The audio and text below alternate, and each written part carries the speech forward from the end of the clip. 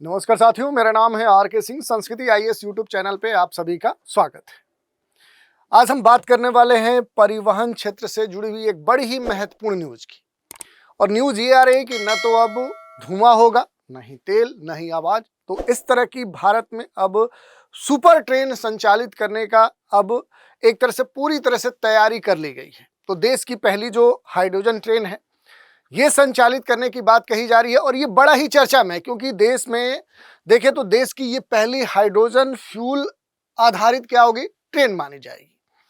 और ये इस समय खास तौर पे चर्चा में है। तो इसी के बारे में देखेंगे कि आखिर ये जो ट्रेन है, ट्रेन की जो यात्रा है कहाँ पर संचालित होगी और इससे जुड़ी हुई जो भी अहम जानकारी है कि ट्रेन की जो संरचना है आखिर वो संरचना क्या है, इसकी कैपेसिटी क्या होगी, क्षमता क्या होगी, और इससे जुड़े हुए बहुत सारी जानकारी है कि इसकी जो मंजूरी है क्या मिल चुकी है, कब तक ये पूरी तरह से अब व्यवहारिक स्तर पे, जमीनी स्तर पे इसका प्रचालन शुरू हो जाएगा, उस पर हम बात करेंगे। और ये जो प्रोजेक्ट है खासतौर पे हाइड्रोजन फ्यूल आधारित ट्रेन चलाने का, आखिर इसके पीछे उद्देश्य क्या है और इसके क्या महत्व हो सकते हैं, यानी कि क्या आने वाले समय में इसके प्रभाव देखने को मिल सकते हैं। खासतौर पे हाइड्रोजन जो ईंधन की जो विशेषता होती है वो क्या होती है, इसके क्या महत्व होते हैं, इसकी टेक्नोलॉजी क्या होती है, उस पर बात करेंगे।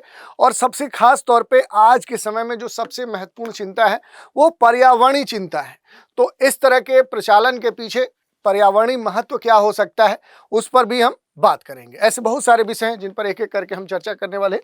सबसे पहले हम न्यूज की बात करेंगे कि आखिर ये न्यूज है क्या। तो देखिए, India's first hydrogen train to begin operations from, अब ये चर्चा में न्यूज है क्योंकि देश की पहली जो हाइड्रोजन फ्यूल सेल आधारित ट्रेन है ये हरियाणा के जिंद पहुंच गई है। तो ये ट्रेन जिंद से सोनीपत, इसके बीच की जो दूरी है उस हिसाब से देखेंगे तो लगभग 89 किलोमीटर, खास तौर पे देखेंगे यहाँ पर जिंद और सोनीपत के बीच में ये जो पूरा रेल मार्ग है, इस पर चलाए जाने की योजना के तहत इसी माह के अंत तक इसके नियमित संचालन की पूरी तरह से उम्मीद जताई गई है। जिस कारण से देखें तो ये जो ट्रेन है हाइड्रोजन फ्यूल सेल आधारित, ये बहुत ही चर्चा में आ चुकी है और कई सारी आशाएं भी जगाती है। इस हाइड्रोजन ट्रेन का जो निर्माण है कहाँ पर हो रहा है, तो चेन्नई स्थित जो इंटीग्रल कोच फैक्ट्री है उससे ही पर किया जा रहा है। और ट्रेन को पहले दिल्ली के जो सकूर बस्ती स्टेशन है वहां पर खड़ा किया गया था और इसके बाद ये दिल्ली भटिंडा रेल ट्रैक के माध्यम से कहाँ पहुंच गई, ये दिल्ली पहुंच गई। ट्रेन की अगर हम थोड़ा सा संरचना की बात करें कि आखिर इसकी संरचना है क्या, तो इसमें कुल 10 कोच लगाए जाने की बात की गई है प्रारंभिक स्तर पे, जो भी पायलट प्रोजेक्ट के तहत ये संचालित होगा। और इसमें भी क्या है कि 10 कोच के तहत ये कहा गया कि इसमें 2 डीपीसी होंगी, यानी ड्राइवर पावर जो कार होती है। तो 2+8 का जो संरचना है वो रखा जाएगा। जो 8 कोच होंगे ये किसके लिए होंगे, तो ये यात्रियों के होंगे। बाकी 2 जो होंगे वो ड्राइवर जो पावर कार होती है उस रूप में होंगे। तो एक बार में अगर हम देखेंगे कि इस जो ट्रेन की जो टोटल कैपेसिटी होगी वो कितने यात्रियों को ले जाने की होगी, तो लगभग 2638 जो यात्री हैं उनको ये ट्रेन आवागमन के स्तर पर ले जा सकती है। ट्रेन की जो गति होगी, जो स्पीड होगी, वो अनुमानित है 110 से 140 किलोमीटर पर आवर होगी। आप सभी जानते हैं कि सोनीपत से और जिंद के बीच में देखेंगे तो दूरी जब लगभग क्या है 89 किलोमीटर है।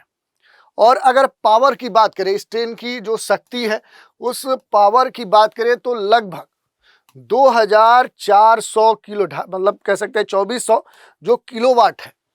इस क्षमता वाली दुनिया की सबसे कह सकते हैं कि पावरफुल जो हाइड्रोजन ट्रेन है, उस ट्रेन के तौर पे ये अब कहीं ना कहीं चर्चा में है। दूसरी बात देखिए, हाइड्रोजन ट्रेन की जो जिंद जंक्शन से किराया होगा उसको भी आप देख सकते हैं कि अलग अलग स्टेशन तक पहुंचने में कितना किराया देना होगा। ट्रायल और जो इसकी कह सकते हैं मंजूरी जो प्रक्रिया है, क्योंकि जल्द ही जिंद रेलवे स्टेशन पर जो ट्रेन का जो लोड चेक है, फाइनल जो ट्रायल है वो किया गया है। तो इसके बाद यही कहा जा रहा है कि रिसर्च डिजाइन और जो भी स्टैंडर्ड्स ऑर्गेनाइजेशन है उस पर काम होगा और जो भी ग्रीनेज है उसके अधिकारी संयुक्त रूप से तकनीकी जो रिपोर्ट है वो इस ट्रेन की तैयार करेंगे। और ये जो रिपोर्ट तैयार की जाएगी, इसी रिपोर्ट्स के आधार पर क्या किया जाएगा कि प्रधानमंत्री जो कार्यालय है, जो पीएमओ है, उसके पास भेजा जाएगा। और अगर पीएमओ इसके लिए क्या है एक्सेप्टेंस दे देता है, अगर पीएमओ से क्या मिल जाती है, इसकी स्वीकृति मिल जाती है, तो ट्रेन का नियमित रूप से संचालन शुरू हो जाएगा। तो ये इस समय चर्चा में है। दूसरी बात देखें, जो भी पायलट प्रोजेक्ट है, इस प्रोजेक्ट का क्या महत्व है, तो देखिए अभी ये जो प्रचालन है ये एक तरह से पायलट प्रोजेक्ट के स्तर पर रखा गया है, लेकिन यदि ये जो परियोजना जिस उद्देश्य को जिस रिजल्ट को ध्यान में रखते हुए स्टार्ट की जा रही है, अगर वो सब कुछ ठीक रहा तो भविष्य में देश के अन्य जो गैर विद्युतीय रेल मार्ग हैं वहाँ भी हाइड्रोजन जो फ्यूल आधारित ट्रेनें हैं वो चलाए जाने पर एक तरह से पहल की जाएगी। इसकी जो विशेषता की अगर बात करेंगे तो अब तक विश्व के अन्य देशों में लगभग 500 से लेकर 600 हार्स पावर क्षमता वाली जो हाइड्रोजन ट्रेनें हैं वो डेवलप की गई हैं।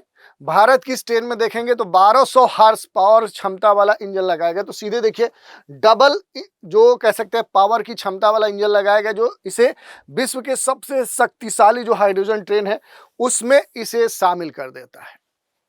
दूसरी बात देखिए, जो भी यहाँ पर हाइड्रोजन फ्यूल सेल जो तकनीक है, इस तकनीक के बारे में बेसिक जानकारी की अगर हम बात करें तो ये जो ट्रेन है ये हाइड्रोजन फ्यूल से ही संचालित होगी।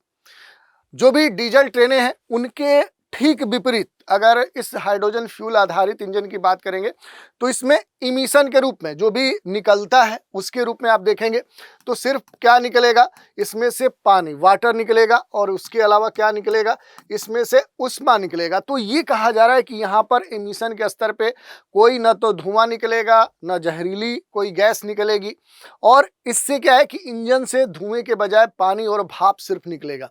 तो पर्यावरण के स्तर पे इसका खास महत्व हो जाता है, क्योंकि अगर आप देखेंगे तो पारंपरिक जो डीजल ट्रेनें हैं इनका कहीं ना कहीं सबसे बड़ा जो इम्पैक्ट देखने को मिलता है वो पर्यावरण के ऊपर देखने को मिलता है।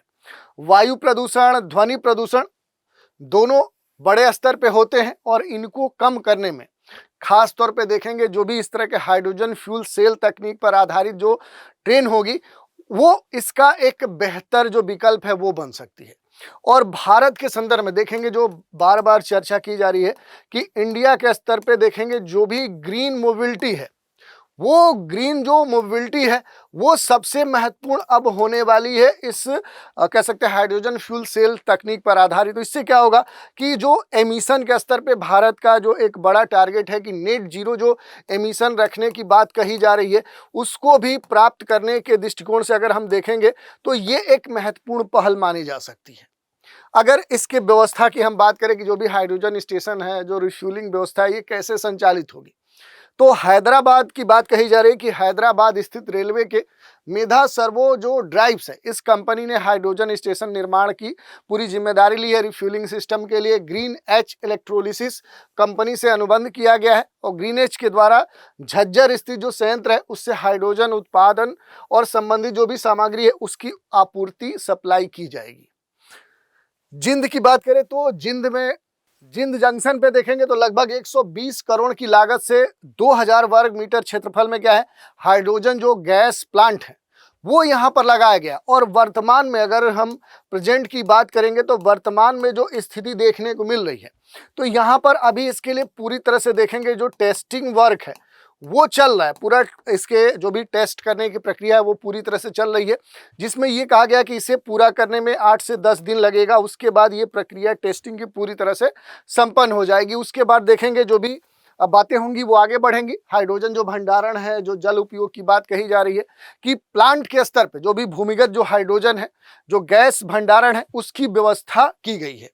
भंडारण की जो क्षमता होगी लगभग 3000 किलोग्राम हाइड्रोजन गैस होगी और प्लांट के स्तर पे कहा जा रहा है कि प्रति घंटे लगभग 40,000 लीटर पानी की आवश्यकता होगी।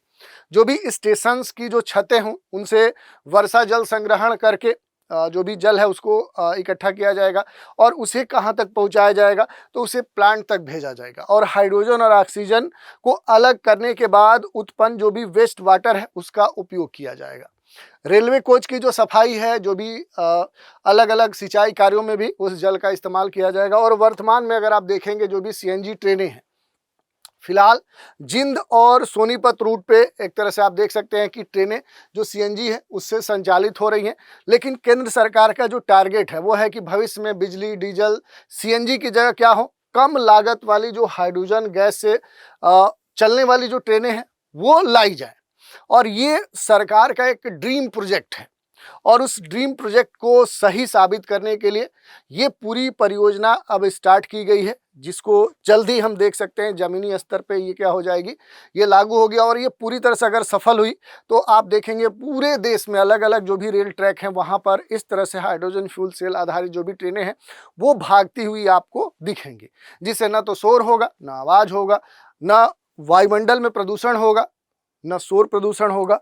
तो ये बड़ा ही एक तरह से देखें तो इन्वायरमेंटल फ्रेंडली होंगी और ये अब न्यूज़ में है। तो अब देखने वाली बात है कि ये पूरी तरह से कब प्रचालित, कब संचालित होती हैं और एक बड़ा जो कह सकते हैं कि भारत के लिए एक बेहतर जो इन्वायरमेंट है वो बनाने में ये मदद करेंगी।